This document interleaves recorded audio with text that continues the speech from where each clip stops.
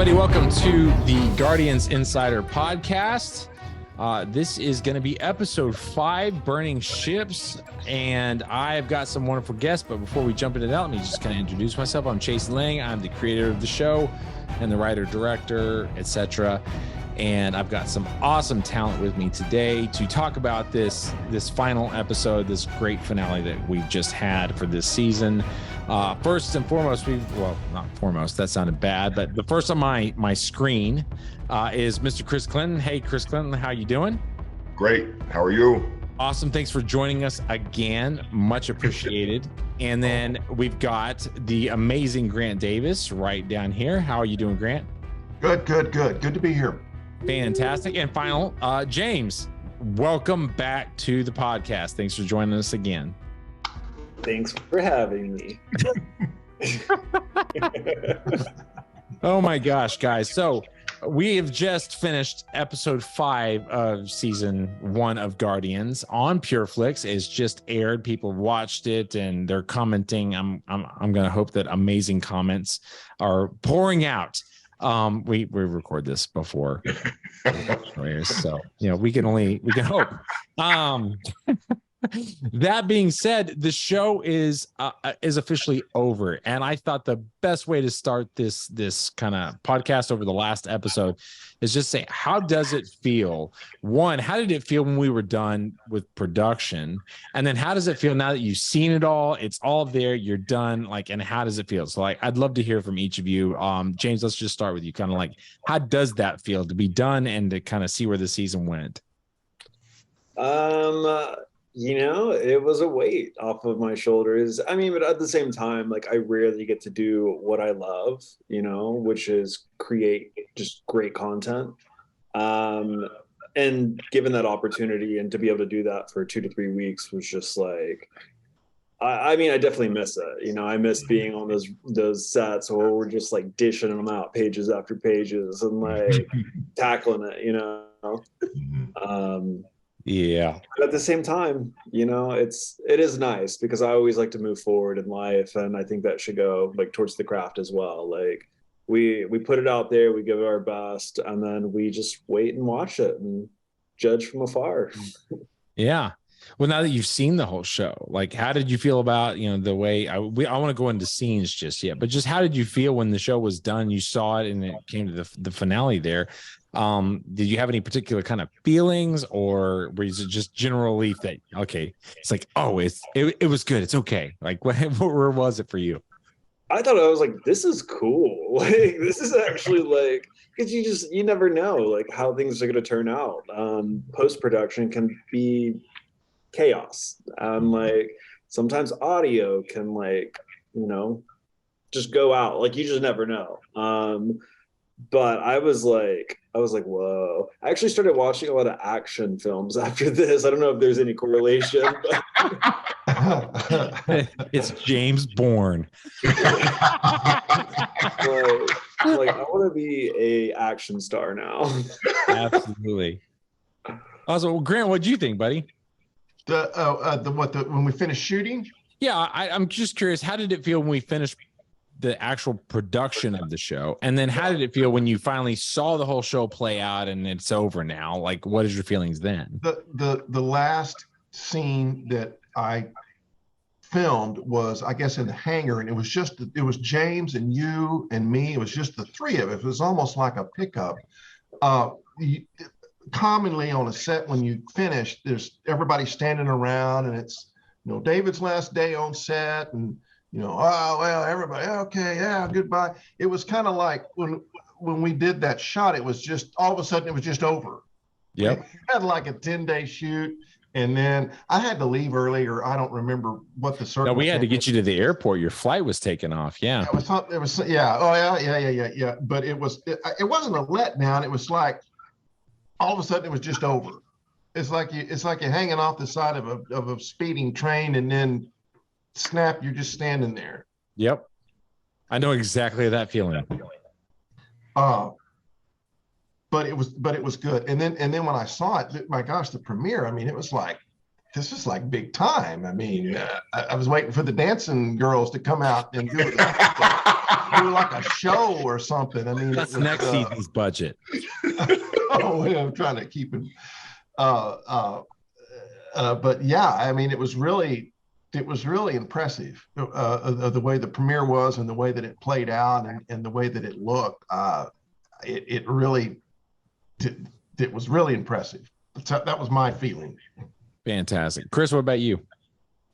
I think it's always bittersweet because, when you read a script, or when I read a script, I kind of get this visual of what it may look like, and you get excited about what it may look like. But then, for as long as you're on set, like that's just kind of like you get into this routine of like, this is what things are. This is your life. You're remembering lines, you remember actions, remembering cues, and then all of a sudden, the last day is there, and it's like, okay, wait, what do I do now? My mind is, I don't have to remember anything. I don't have to read anything. I don't have to think about. And so to Grant's point, like when you're on that last day and it's the last scene, that you're shooting, and it's just like, wait, that's it? Okay, what do I do now? And it's okay, I got to go back to being normal or what have you. I think it's always fun for me to see the end product because, sometimes it matches out to what I thought it would, or some scenes I forget and I'm like, oh yeah, I did do that scene. So watching it all come together was really, really cool. It was really impressive. And I mean, just watching the story come together because, some days I'm not on set.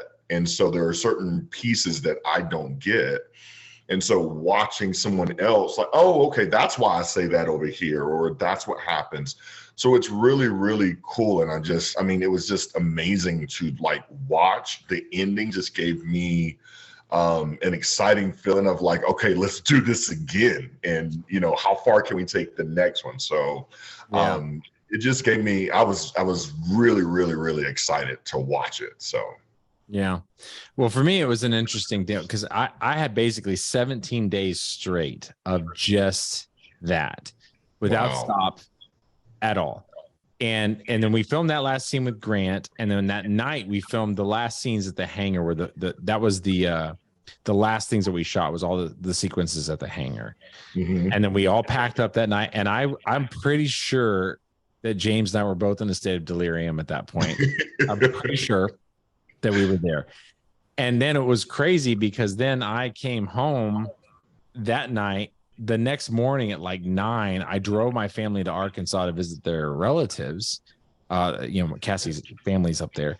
And then I came back the next day because I had to start editing immediately. And so I got home and it was like an empty house and I just started loading things into the computer.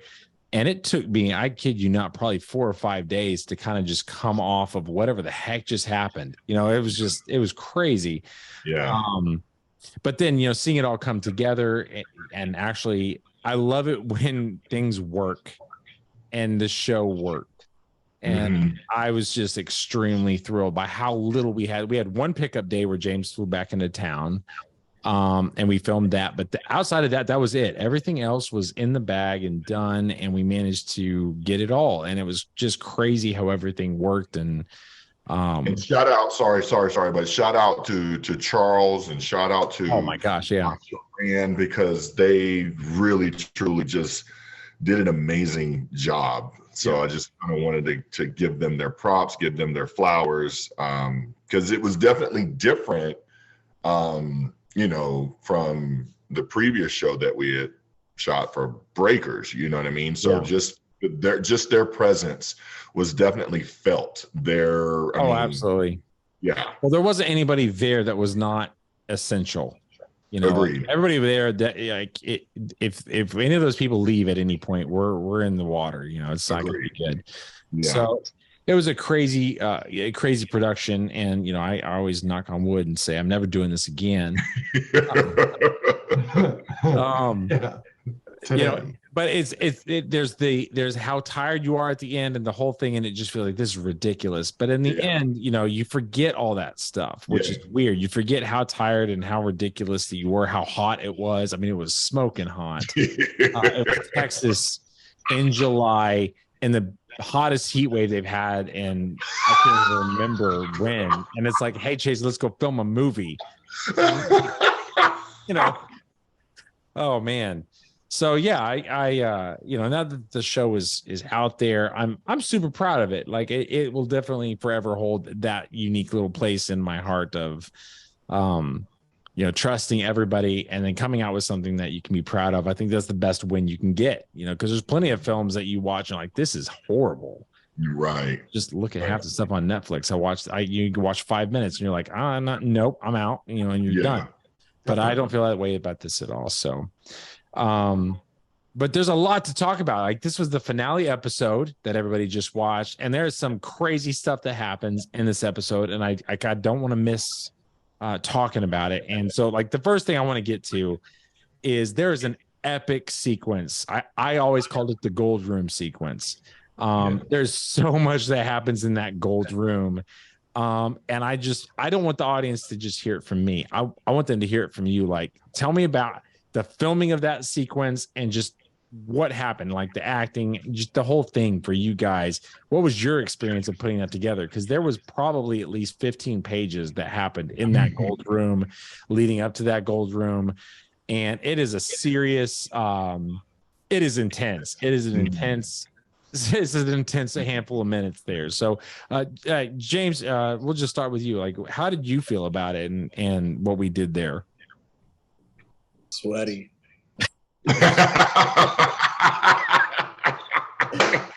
Just sweaty. And why was it sweaty, James? That was rough. That was a really rough. It was so hot in there. So, but why was it hot, James? You tell the audience. Well, okay. Physically, it was really hot. It was like 110 degrees every day, and the heat rises, and we were on a very high floor. But the tension with no air conditioning. With no air, that's the trick. There was no air conditioning in that giant building, and we're filming on 4 floors of this building that we're filming in, on the west side window. And oh my gosh, yes, we were all sweating bullets. Yeah. And yet you all did so well. Like none of that really shows on the actual picture. Like the sweat just looks like you're in a bad situation, which you were. And you played really well. Yeah. Just to tie up a kind of the buildup. I mean, because I feel like most of the episode takes place in this one location. I mean, maybe are there a few other locations that I'm not aware of, but yeah, I mean, basically we have a teaser sequence there at the beginning before credits, which is you and Kris talking at the apartment there. And then from that point on, for the next 15 minutes, we're in that gold room or in that sequence of the building. And just that's the big kind of third act finale, crazy stuff that's happening there. So yeah, it's quite a technical sequence there. There's a lot of shots, a lot of things happen in that time period. Yeah. There's also a lot of growth. I mean, I think that you see a lot of the growth in all of our characters because we're all in that same room. And, you know, Jack, I mean, he says a lot of things about David throughout the show. He's angry, but that is the one moment where he's like, no, like, don't die. Like, don't do this. Yeah. And I think we all delivered a great job in just seeing that communication and like lack of words, really. I mean, yeah. I think David used his mind tricks to say something to Mills, but yeah.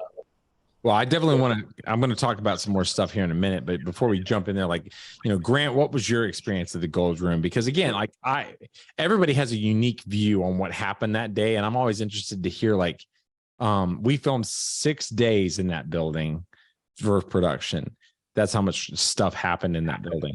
And so I'm just curious, what was your experience there, Grant, when you were that whole last scene? You know, you talk about how intense it was and how intense it plays it is, but there was tense on set. I mean, between takes, between setups, I think everyone, it was like everyone stayed in character and were professionals and were focused. And that tension that you see was, I don't know how long the scene runs, probably 5 minutes. I don't know how long it runs, but that tension held the whole time we were in there. I felt that. Oh yeah. And I, kudos to everyone. There's a lot of professionalism. I mean, there wasn't a bunch of cut ups and some jokes and everything. It's like, between takes and camera setups, it was still very intense, was my experience that I had. Which that was, for me, that was extremely impressive on just a kudos to how well you guys took your roles, because again, we filmed this over several days. It wasn't just one night, knock it all out.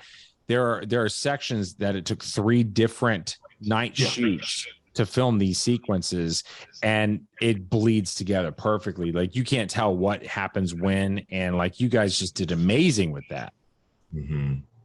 There's a lot of professionalism. But that was very intense to film that, for sure. The whole sequence, definitely. Yeah. How about you, Kris?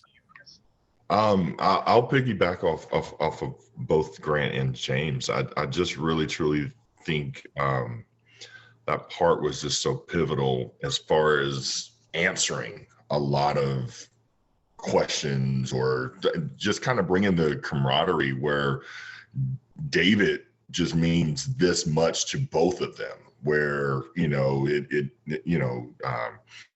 kind of get an answer of at the beginning, kind of between David and Mills.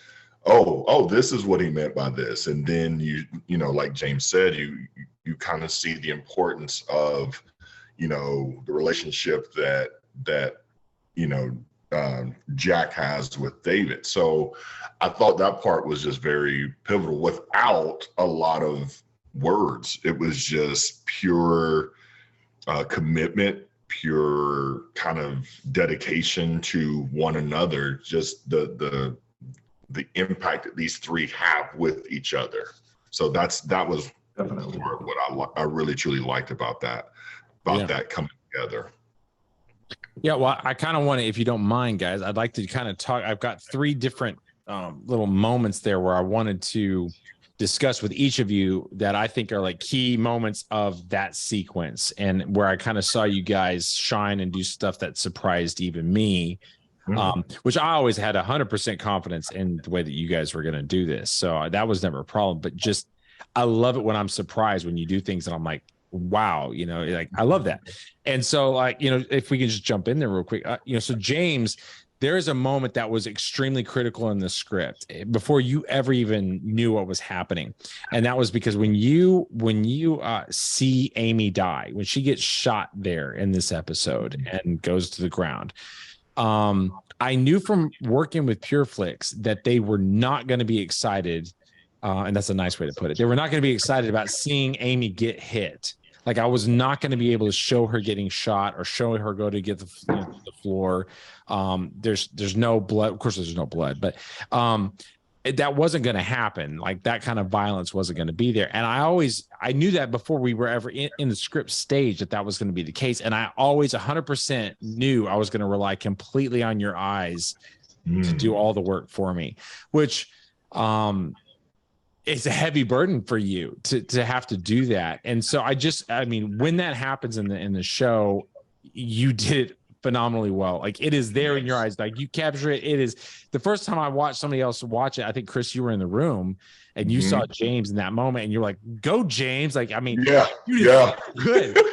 And I just want to talk about that. Like, that particular scene when you did that, like, just how did you come about putting that together, planning that, and then selling that so amazingly well with just, I mean, I don't even think there's words. It's just all in your face and your eyes that happened. So kind of, how did you plan that, prepare for that, do that? Well, like, Grant and I both studied Meisner with the same coach. So, I mean, it literally, to me, in that moment, was seeing my partner die or, be shot. But I give my true shout out to Toni Collette from Hereditary, because she does a great job. That's like, you know how we like all take something from our favorite artists or actors or whoever, and we apply it to our craft. And there's a scene in that movie where I realize her eyes just show it all. Like, I mean, all the true horror. And that's something that I wanted to utilize, I guess, in that shot, because you were doing a bunch of close-ups. Oh yeah, I'm right up in your grill, man. Yeah. And I was like, oh, this is all in the eyes. Like, it has to be sheer horror.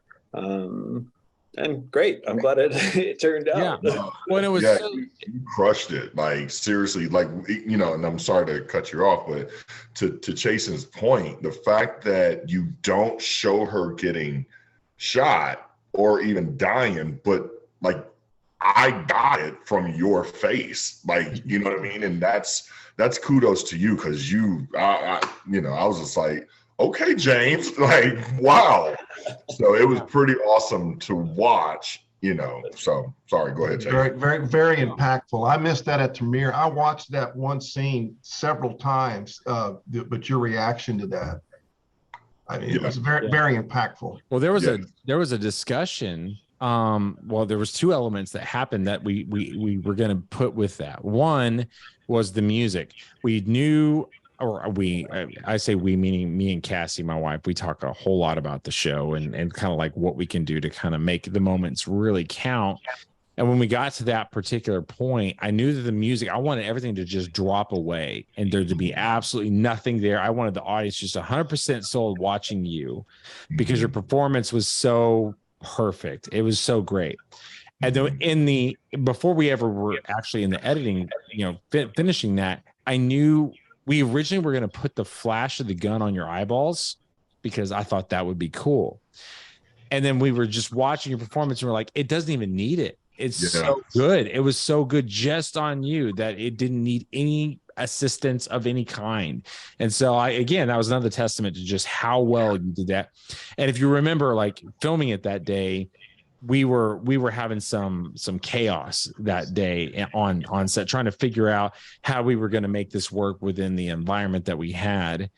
And you had mentally you were prepared, and so you wanted to film that day. And I'm so glad that we did, because we grabbed that while you were kind of in that space. And that camera was probably this far away from your face. It was right there.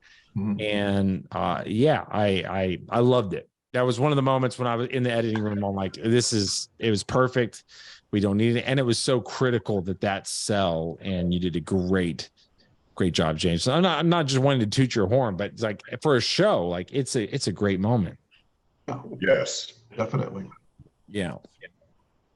Grant, I did want to talk a little bit in the same sequence, you know, I've got things for each of you, but you know, for you, it's a little different. You know, you kind of come in there and have a different moment there at the end when you're talking to Maul there, Willie Molina, and you kind of fall to the floor, you crawl over to your chair, and there's this like little hint of the smile on your face that happens there. And I'm just really curious about that moment, because it plays so well with what ultimately happens. And from hearing the audience, like, I think you as a character are ahead of the audience at that point. Like, they're not with you yet. And I love that they're not with you yet, and yet you play it so well. So just kind of tell me about that performance and how you kind of planned that and what you did and how that worked. It was like, I beat him. I finally beat him. I won. I beat him. And there's a scene in the prequel with Jack when you meet the attorney in the last scene. It's very similar in the sense that I have figured out a way to beat you, and I have just, and this whole thing has been stringing you along. Maul, I've strung him along this whole time, and then I beat him, and it kind of gives me a sense of accomplishment, and that's sort of what I was trying to go for. Yeah, no, it definitely played. I remember sitting in the theater watching that part, and for me, of course, I've seen it literally 100-something times, like so many times. It means nothing, like it's. But I love watching the audience, and there was this woman that was sitting like right down in front of me, And when you sat up in the chair, you kind of did this little thing where you kind of cough and you have a little bit of a smile on your face, and you say, I'm not in here with you, you're in here with me. And she goes, wait, like, and she was like so engaged. She was like, she's trying to like, you can see her wheels like moving. And I was just, for me, I'm like behind her laughing, but not like, because it's so good. It played so well. Your expression was so good. Now that the finale is played, I'm gonna come to you in a second, Kris. But now that the finale has played out and is over there, Grant, I'm curious. We show that you're not dead. Your finger moves. Yes. And I'm curious on. I don't think the audience will really know this. There was a lot of debate even before the scripts kind of came out to you guys that in the original script we never show Grant or David's character. Grant's character David. We never showed that. Like, I wanted to leave it where everybody thought you were dead. And then I really didn't want to do that to the PureFlix audience right off the bat and just leave them hanging like that with that horrible thing. So kill a major, like Game of Thrones, kill a major character in the first season. And leave them hanging for, however long before the next season, wondering if you were going to die. So then eventually I came back around like, we need to show them that something's going on. So now that the finale is played out, like, how did you feel at the end of that, just watching it play out on the screen and the finale and just your performance in that last sequence? How did you feel it turned out? Oh, I think it turned out really good. I like the sister that comes in, the very subtlety of, it's not over with. He's not dead. He's not gone. I thought it played out the way it turned out was absolutely perfect. Just enough to give you the hint that it's going to all continue. Yeah. I think it came out perfectly. Yeah, I love that last sequence because it kind of shows that your plan, so to speak, and how it all kind of came together for you in that moment. And I think that go ahead. I would say the character, as I'm sitting there, as David is finally figure out a way to beat Maul after all of these years. The David, for me, didn't know if it could have very well been the very end. He didn't know what was going to happen. He didn't know he was going to come back. So there was a sense of,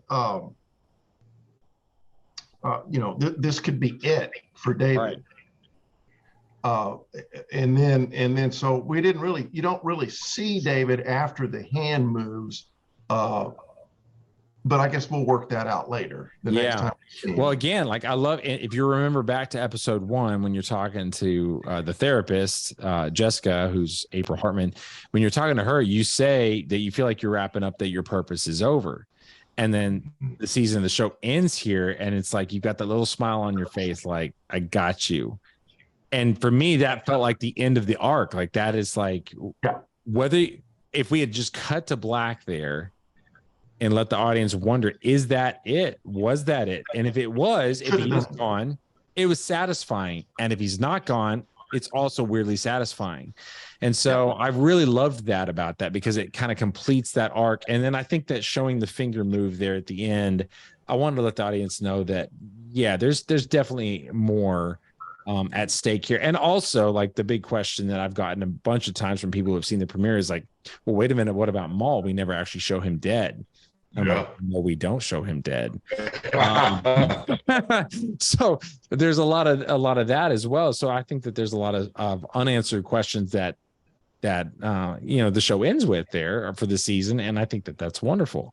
But yeah, I loved what you did with that performance. And I think in the episode 1 podcast, you mentioned how you smile, and then we don't really see David's character smiling much. Like, he's always trying to figure out the situation and what's going on.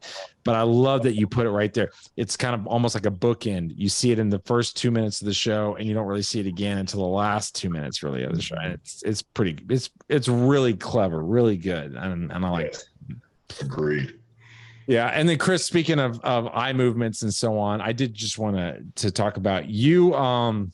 There's a great little slow motion sequence there with you where your eyes also communicate quite a bit there in that gold room where you kind of end up looking at James. And I can like see your brain whirring, kind of working like, what are we going to do here? And your experience of that room and that sequence was very different than their guys because these guys have a lot of stuff going on. For the first chunk of that, you're just on the floor. Yeah, working hard. So, like, what was your experience with it? I think it was kind of that aha moment, like, oh, this is the time that he needs me to do this. Like, this is what David was talking about, and being in the room with these guys and the moment and being around amazing actors, you know what I mean? Like, it just, to Grant's point, like, we were all just kind of we stayed professional. We were all in that place. And I think it was that, okay, Grant and I had that, or, David and Mills had this moment. And it's like, oh, this is what you were talking about. And so I think it was just kind of that moment where it came together and had to make that decision of kind of staying committed to the plan. Yeah. No, it was really fun to watch. And again, like we mentioned, that whole sequence was filmed over like 3 different periods. Mm-hmm. And so seeing how it all came together and you were able to kind of all stay in the moment is just pretty baffling even to me. Like, it's just crazy how well that you did it. Now that it's kind of over and you saw the finale play out in the cutting room, the finale, there was probably like 8 or 9 edits on the last 2.5 minutes of the show. Okay. It was a burden. All the other episodes, I knew exactly, like we were cutting in it and it was working and everything. When we got to this one, there were so many variations of the ending trying to find, I don't think there was a perfect one, but one that did everything we wanted it to do for this particular audience, meaning like the PureFlix, audience where it's going to be here, but then also planning for the future if it's ever somewhere else, which inevitably over time I'm sure it will be. I'm curious, like, how did you like the last 3 minutes of the film and kind of where it's going? All the, we see all these little details kind of come together and play out for that last few seconds, and then we also leave the audience with a bunch of interesting moments. And I'm just curious on your thoughts on any of that. Yeah, Go ahead. I was saying you leave the audience with a list of questions. They walk out of they turn the television off with like a long list of questions. What happened to Maul? What's David? What happened to this? What's going to happen next? Who's the sister? To me, that's what it leaves. Just a list of questions, which makes it just makes you want more. It just makes you, well, where's that second season? I mean, I got to figure out what this is. Yeah, well, for 5 episodes, there's only so much you can do in 5 episodes, right? It feels almost like a teaser season. Like, hey, we're gonna, look what we did with 5 episodes. We'll totally get you going with more. Yeah, I agree with Grant. I think there's enough answers. But even those answers aren't complete answers because there's so many open-ended possibilities. And I think if you're going along this ride with all these characters and this adventure that all of these guys take you on, I definitely feel like you get just enough, but then you open up. You leave some open-ended, but I thought, there was a nice balance of closure, but yet it opened it up to, okay, what else happens? Like, okay, there's possibility. Okay, I saw his finger move. What's he doing in Vancouver? You know what I mean? Yeah. And a lot of those things as well too. So I thought that was a really great job of that. Yeah. I was actually really excited because some of those things, again, when you're writing a show like this, you can't just write 5 episodes and be done. You have to kind of plan ahead and say, well, wait, where's this going over here? So that, hopefully inevitably when they want more seasons, that you're already kind of prepared that the dots all connect and you're just kind of seamlessly going from one to the next. Yeah. And one thing that actually was not necessarily scripted out that way originally, and then later on became, was the Chato, Joe Rojas, in the show playing Chivo. He originally, in the original script, I really wanted to kill him off at the airplane sequence. I wanted him to die right there, to just show like, hey, sometimes you guys' missions go horribly wrong. Yeah. And it's really on James because he's not committing and he's not, doing his part. And what I wanted to plague the audience with, like, well, why can't James or the Jack character do it? Why is David being fearful in the truck? And that kind of thing. And then just starting to work with Chivo on these sequences, I just realized like there's a little bit of a gold mine there that you can use with that character. And so it was later on that I really liked the idea of one, I leave you for 2.5 episodes. We don't know what happens to Chivo. Right. Like he disappears there in beginning of episode 3. And then y'all go out to the farm, and then we don't hear. We don't know. It's never actually spoken what happens to him. And so to show that sequence there where you're going to Vancouver and you see him there, I loved how it leaves you wanting to know, where are they going? What's going on?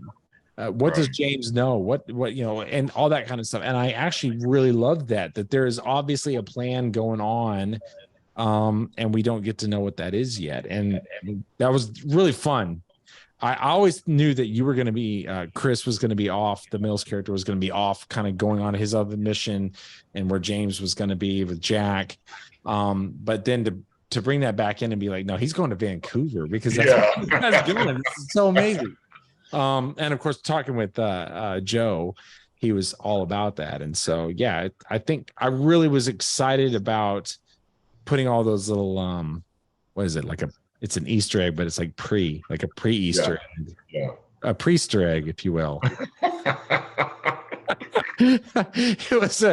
It's a really fun thing to kind of throw in there and to kind of lead to what could potentially be. I'm curious, where do you guys think, if you had to guess, having no idea what's going on in my head, where do you guys think Guardians goes from here? Like, what are you anticipating is going to happen next for the audience that has just watched this show? Go ahead. I'm not even starting, so somebody else got to go with that. Well, I've thought about that. I think David is in a different place than he was in this show. I mean, he's beat his ultimate nemesis. His personal pet project, Jack, seems to be able to grasp his responsibilities. David has proven that, he can beat up a couple of bad guys if he has to. I mean, this guy is coming into this next step. He's strong. He's like, I don't know what's going to happen to him, but I mean, he can handle anything. He's got Jack taken care of. He's got Maul taken care of, and he's a bad A, as they say. Yeah. Be interesting to see where it goes, but I mean, I think Jack's going to start. I mean, David's going to start the next thing with from a position of real accomplishment and power. He's done everything that he could. He didn't end it all. At one minute he was going to wrap up, and then now he's like, well, who knows? Yeah. What do you think, James? Right? Am I right? I'll give you my 2 cents in a second. Go ahead, James. You're right. I see us all jacked and juicy. Like, we probably put it on a bunch of muscle the next but the thing is, I'll call Dwayne Johnson for you. No, I mean, I'm gonna get yoked, and Kris is gonna get yoked. I mean, Grant.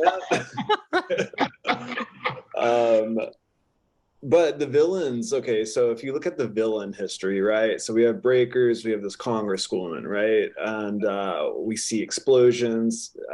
Guardians, we see a supernatural villain. Also explosions. It needs to keep climbing. We need the ultimate Darth Vader, like something super epic with skydiving. So skydiving. Skydiving. I do like the idea of a lot of these guys who were kind of emotionally going through things, finding a little bit more about themselves. And I feel like they did it in their own way, but they did it together. I think Chivo and Mills had kind of a relationship somewhat, and I think James kind of coming into his own. I think Grant kind of leading the way as well too. So even Mills kind of having a moment where he was uncertain, but he kind of found out that he could stop the bomb, and so who's to say where he can go with now believing in himself, and just kind of bringing all that together would be, there's no telling where you will take it, but I look forward to more layers, and really truly, like, James's point, like really truly taking it up to another level. I did like the this kind of supernatural thing. I thought that was really, really fun. I thought that was really, really clever. We kind of had to kind of beat them with our minds and beat them, kind of together. So there's no telling where you'll take it though. So I have no idea. Well, the one thing for me, what I love about this season is I love how all of you three start episode 1 in a spot. Mm-hmm. And at the end, you're all in extremely different places. Kris, Mills's character, he doesn't belong. He doesn't fit in. He's a misfit toy. And at the end, he's part of the team and he's capable and trained and is able to do things. Yeah. Jack's character, he doesn't, he's got all these things that he wants that he puts up first. And now he's kind of actually learned the lesson that David wanted to learn the whole time, was like, yeah, this is inevitable in this kind of line of work. What are you going to do about it? And the last thing we see him is burning ships. He goes and what we assume is, ends the relationship there with Amy, and where that's going to go inevitably, what does that mean? But he's willing to do that thing, where if he was able to, in episode 1, he was not willing to give that up. And here we are. And of course, David was all concerned for the whole, 5 episodes about, trying to control all these things and to get them all to line up. And in the end, his plan requires him to relinquish some of that stuff. And now he doesn't know. And so we leave him there having learned that. But like Grant just said, you assume well, he's already kind of accomplished a lot. He's kind of figured it out. Now he's on this new chapter. And so where we go next, I'm really excited because you've all completed that arc and you can be moved into, phase 2.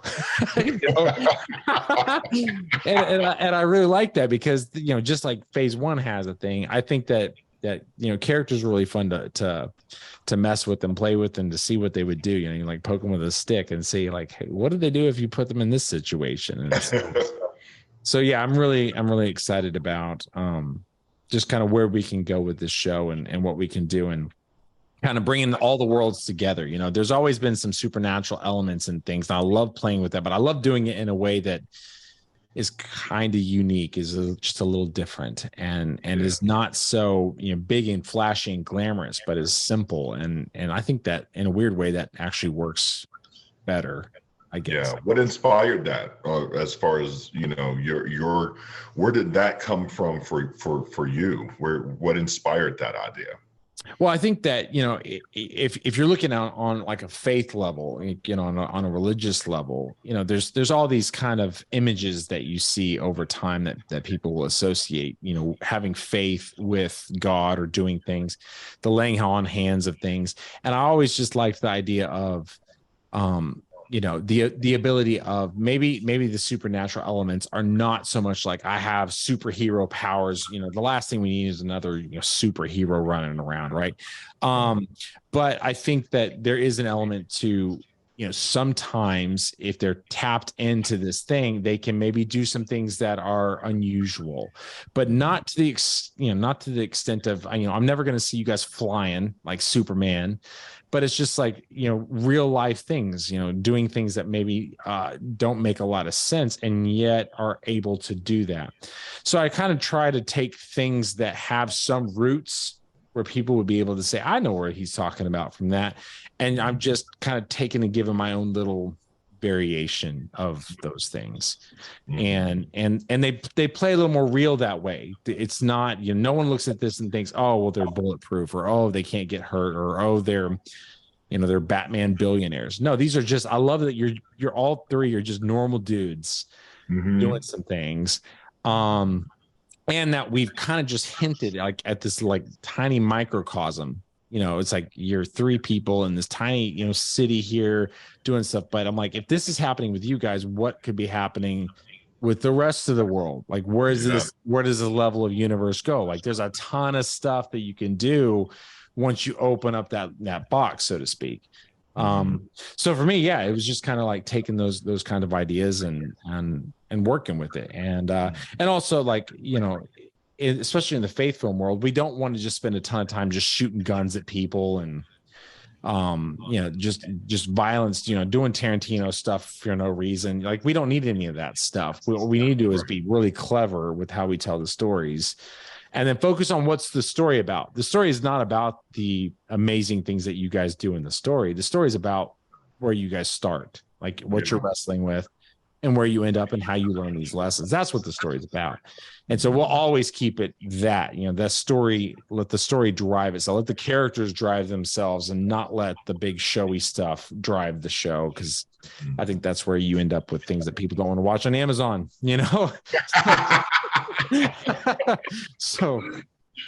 So yeah, but any last things you guys would like to talk or have a question about before we end this episode, the final episode?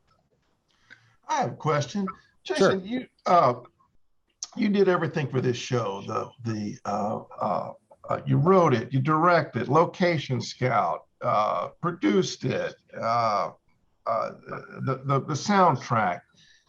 Is there anything that you did that you really like to do above any of the other tasks, or is there anything that you would rather not want to do? Of all of those things that you did, is there one that you like the best? Well, so again, a lot of the things I do is out of necessity, and it's because I have a certain thing and a certain quality that I want to reach. And especially when you don't have the finances to just, go and pay the nearest studio to do it for you. You really have to kind of just work at it, yourself. My favorite things obviously are going to be like the writing and directing of things, like, seeing what happens, kind of helping make it be what it needs to be. And I've heard a lot about, TV shows that have editors that do things. And I think to some level, I think that would be an interesting thing for me to learn, because I'm so hands-on with the editing process, because for me, it's all about rhythm and timing and performance. Like I edit for performance, not for the standard coverage or things like that. Like I watch the takes. I'm looking for the moments in your eyes, or I'm looking for the moments that something happens that did somebody scratch themselves in an interesting way that just made me like, oh, he's thinking about it, or, so I watch the performances for that. And then I edit to try to get the best performance from the different actor at that particular moment. Now, that being said, I'd love to have some people actually start the editing process without me. So if I really got to pick and choose the things I love the most, I love the writing and the directing, kind of the making the show. And then I really do love scoring things. I just have a lot of fun with the music. And the weird thing is, it's like when I said I can hear you guys talk in my head, I can hear what needs to happen while it's on the screen. And I don't really know why that is, but if you put like a temp track or something in there, or if you just drop a Batman score in there, I'm really going to struggle, because I'm like, that's not it. That's, I always thought this show was going to be a certain way. And then when I started cutting it together, I could just feel it change. I remember I had a phone conversation, I think with you, Kris, when I was like, it's not what it's a different show. It's something that's different about this show that is not quite what I was thinking. And it ends up with this very aggressive electronic feel to it. And Maul is, he's an octave, that's it. He's just one note, just in an octave. And that it works when you hear that note. As I figured out, like the audience just knows, like, that's him. Why is that? I don't know. It's just one of those things that it just happens. So I love the music side of things, but if I'd never had to do a sound thing again, if I never had to do sound mixing, I'd be cool. If I had some editors, I'd be cool. If I had a ton of people on set, if I never had to work with actors unless I wanted to, amazing. Be like, I'd love to have all that stuff out. I hear all these, these amazing shows that are being filmed in Albuquerque and all this stuff and all their different involvement. I do love the craft though. And I think being good at all the elements of the craft and understanding what needs to happen is critical to understanding how to communicate with teams of people. And if we ever, if somebody just drops money and says, hey, film season 2, make it bigger and better and just awesome, just go, here's some change, go do it, then I feel like that gives me the rope that I need to do that, because it's not a matter, the money is not the thing, it's the story that makes the thing. And if you communicate to people, here's the story that we're telling, guys, if I had wardrobe people to say, here's the story that I'm telling, here's what I want to do with this, here's where we need to communicate. How can you communicate this story through wardrobe and through the makeup on their face and through these different things? Like, that for me would be a lot of fun, and I would never go back to doing these things again. So anyway, that's a long answer, I guess, for your short question, but there it is. Good. Any other things we need to discuss before we end this? You're a wizard. The only way to put it. Yeah, I don't know how you do it, but you did it. I appreciate that. We did it. I'm happy to take pride in my work, but at the same time, this is not a one-person show. This is a team. There's a lot of people doing a lot of things to make this happen. And so I would never, if something went good, you can throw it out to Charles or Sharan or the extras or the stunt guys, or it's just so many things happening to make this thing work. And I'm really happy that makes me even more motivated to make the things I do fit and make it good as well. So, well, I want to say, I appreciate one, I'm gonna go around the call. So, Chason, one, I appreciate your trust when you write these things and when you give us opportunities to really truly expand and take it to certain levels and just have different layers on this thing. I'm not really certain what makes a film faith-based or what have you, but I do know that, working with you, I'm very comfortable, and I'm very comfortable with being able to take it, to certain places. And as far as working with Grant and James, man, I can just tell you guys really truly inspire me to be better. And, a lot of times I'm watching you both, I'm learning, and I'm really truly just doing my best not to be the weak link. And I don't mean that in any kind of way, but I just really am truly inspired. I love the camaraderie that we all have. I feel comfortable, coming to you guys, asking you questions, and, it's not one of those sets where, people are looking down upon you. So I just want to really say, when I'm watching it, I'm really truly inspired by you guys and what it is that you do, how it is that you bring things to life, and again, it's a class that I'm getting paid for. So thank you to every single one of you guys. So well, awesome.